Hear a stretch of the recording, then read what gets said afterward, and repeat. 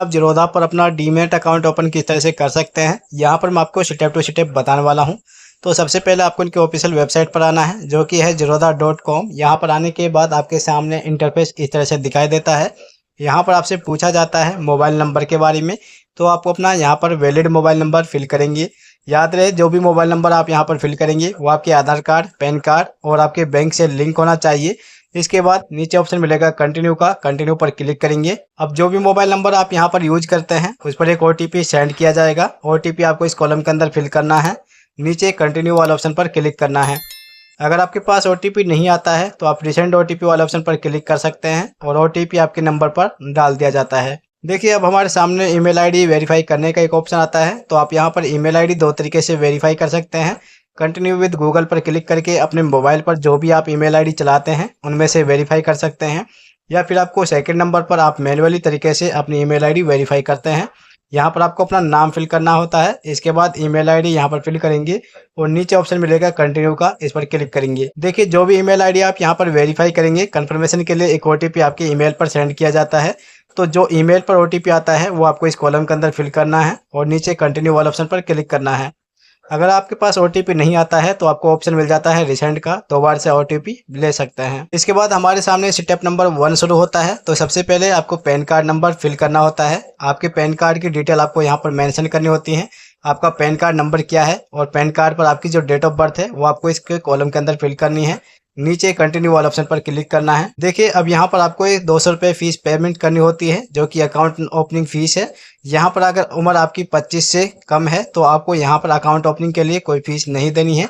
अगर आपकी 25 से प्लस है तो आपको यहाँ पर 200 रुपये पे करने होते हैं। इसके बाद आपको नीचे ऑप्शन आता है कि एनएससी और बीएससी में आप कौन कौन से सेगमेंट ऑन करना चाहते हैं।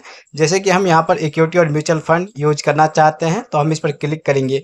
इसके बाद अगर आप चाहते हैं डेप्ट, एफ&ओ, करेंसी या कॉमोडिटी वाला ऑप्शन, इन्हें भी आप ऑन कर सकते हैं। देखिए, इसके बाद थोड़ा स्क्रॉल डाउन करेंगे तो यहाँ पर आपके सामने इंटरफेस कुछ इस तरह से दिखाई देता है, जहाँ पर आपको अपनी पेमेंट है जो करनी होती है। तो आपको यूपीआई से कर सकते हैं अपनी पेमेंट, या फिर आप कार्ड, नेट बैंकिंग या वॉलेट से भी कर सकते हैं। देखिए, हम यहाँ पर अपनी यूपीआई आईडी यूज करेंगे। तो सबसे पहले यूपीआई आईडी यहाँ पर फिल करना है, एग्री वाले ऑप्शन पर क्लिक करेंगे। इसके बाद आपको पे एंड कंटिन्यू पर क्लिक करना है। देखिए, जो भी आप यहाँ पर अपनी यूपीआई आईडी यूज करते हैं उस पर एक पॉपअप विंडो सेंड किया जाता है, जो कि कुछ इस तरह से आपकी स्क्रीन पर दिखाई देगा।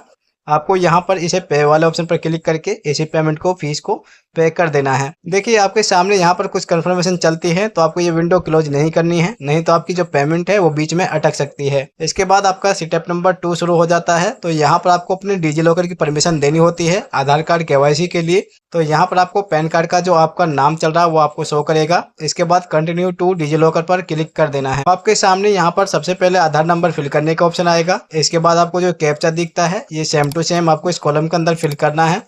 इसके बाद नेक्स्ट वाले ऑप्शन पर आपको क्लिक कर देना है। देखिए, जो भी आधार कार्ड लिंक मोबाइल नंबर आपका चलता है उस पर एक ओटीपी सेंड किया जाता है। अगर आपको नहीं पता है कि आधार कार्ड में कौन सा मोबाइल नंबर लिंक है तो यहाँ पर आपको इसके कुछ नंबर दिखाए जाते हैं, तो यहाँ पर ओटीपी आपको डाल देना है। इसके बाद कंटिन्यू वाले ऑप्शन पर क्लिक करना है। अब आपके सामने एक ऑप्शन आएगा डिजी लॉकर का सिक्योरिटी पिन का। तो अगर आपने डिजी लॉकर पर पहले रजिस्टर्ड किया हुआ है तो आपको यहाँ पर 6 डिजिट का एक पिन बनाना होता है, जो कि अगर आपको पता है सिक्योरिटी पिन का तो आप यहाँ पर फिल कर सकते हैं। अगर आपको नहीं पता है तो आप यहाँ पर फॉरगॉट सिक्योरिटी पिन पर क्लिक करेंगे और अपनी बेसिक सी डिटेल को फिल करने के बाद अपना सिक्योरिटी पिन बना सकते हैं। इसके बाद कंटिन्यू वाले ऑप्शन पर क्लिक करना है। देखिए, अभी आपके सामने यहाँ पर ऑप्शन आ जाता है डिजी लॉकर है जो आपका सक्सेसफुली कंप्लीट हो चुका है, आपके डॉक्यूमेंट यहाँ पर आ चुके हैं। अब हमारे सामने स्टेप नंबर 3 शुरू हो जाता है। तो स्टेप नंबर 3 में आपके यहाँ पर प्रोफाइल के बारे में पूछा जाता है, आपकी जानकारी यहाँ पर ली जाती है। तो सबसे पहले आपसे पूछा जाता है मैरिटल स्टेटस का, आप सिंगल हैं या मैरिड हैं, आपको यहाँ से चॉइस कर लेना है। अब आपके पेरेंट्स की डिटेल आपको फिल करनी होती है। आपके पिता का नाम क्या है, आपके पिता का लास्ट नेम और फर्स्ट नेम आपसे पूछा जाता है। इसके बाद आपकी मदर का फर्स्ट नेम और आपकी मदर का लास्ट नेम क्या है वो आपको यहाँ पर पूछा जाता है। आपके सामने यहाँ पर आपकी बैकग्राउंड डिटेल पूछी जाती है। बैकग्राउंड डिटेल का मतलब है कि आप एनुअली कितना कमाते हैं, आपकी साल की इनकम कितनी है। तो आप यहाँ से चॉइस कर सकते हैं, जैसे कि हमने यहाँ पर 1 से 5 लाख चॉइस की है, तो आप अपने हिसाब से चॉइस कर सकते हैं।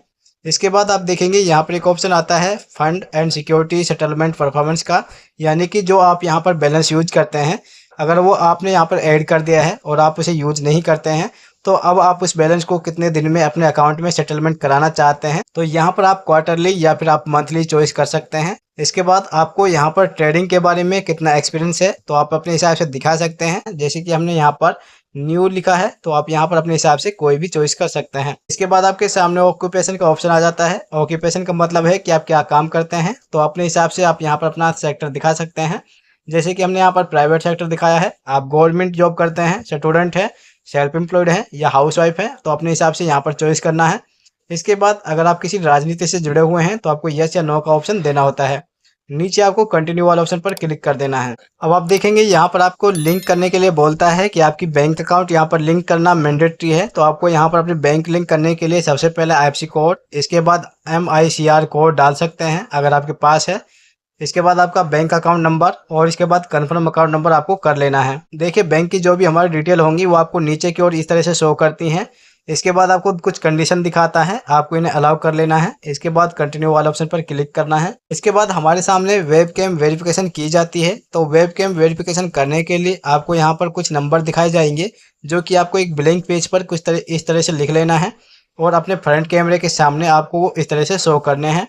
नीचे अगर आप चाहते हैं तो जब आपको सही लगे कि आपका फ्रंट कैमरे के सामने फ़ोटो सही है और जो आपने लिखा हुआ है वो सही दिखता है तो आपको ऑप्शन मिलेगा कैप्चर का, इस पर क्लिक करेंगे। देखिए स्टेप नंबर 6 पर हमसे यहाँ पर पूछा जाता है अपलोड डॉक्यूमेंट के बारे में। तो यहाँ पर आप इनकम प्रूफ लगा सकते हैं जो कि ऑप्शनल है। अगर आप यहाँ पर F&O यूज करना चाहते हैं तो आपको यहाँ पर अपना इनकम प्रूफ दिखाना होता है।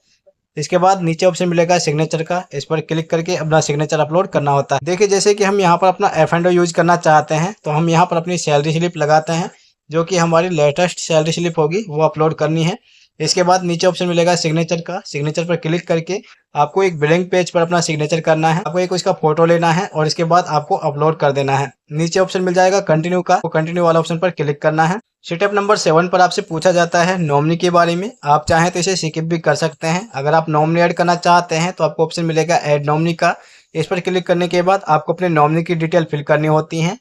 आप चाहें तो यहाँ पर स्किप एंड कंटिन्यू भी कर सकते हैं। देखिए अब हमारे सामने इसकी कुछ टर्म्स एंड कंडीशन दिखाई जाती हैं। यहाँ पर आपको इन पर एग्री करना है। इसके बाद आपको साइन नाउ पर क्लिक करना है। इसके बाद आपको रीडायरेक्ट किया जाता है NSDL की साइट पर। आपको ये पेज है जो क्लोज नहीं करना है। देखिए अब आपके सामने कंसल्ट आते हैं, इस पर क्लिक करेंगे। आधार कार्ड नंबर यहाँ पर आपको फिल करना है और सेंड OTP पर क्लिक करेंगे। अब एक OTP आपके नंबर पर सेंड किया जाता है जो कि इंटर OTP वाले ऑप्शन पर क्लिक करना है और वेरीफाई OTP पर आपको क्लिक कर देना है। अब आप देखेंगे आपकी जो प्रोफाइल है वो वेरीफाइड हो चुकी है। इसके बाद दोबारा से आपको कंसल्ट पर क्लिक करना है, आधार कार्ड नंबर फिल करना है और सेंड OTP वाले ऑप्शन पर क्लिक करना है। इसके बाद आपका जो डॉक्यूमेंट है वो साइन सक्सेसफुली हो चुके हैं। अब आपका जो अकाउंट है वो कंप्लीट हो चुका है। अब इसके बाद आपके सामने आता है कांग्रेचुलेशन का ऑप्शन, यानी कि आपका जो डीमैट अकाउंट है वो ओपन हो चुका है। अब यहाँ पर आपको 72 घंटे का टाइम लगने वाला है। करीबन आपको 3 से 4 दिन का टाइम लग सकता है। तो इसके बाद आपके जो ID पासवर्ड होंगे वो आपके ईमेल पर सेंड कर दिए जाते हैं। दोस्तों इस तरीके से आप अपना ज़ीरोधा डीमैट अकाउंट ओपन कर सकते हैं। वीडियो पसंद आए तो वीडियो को लाइक करें, दोस्तों के साथ शेयर करें। Thank you for watching this video.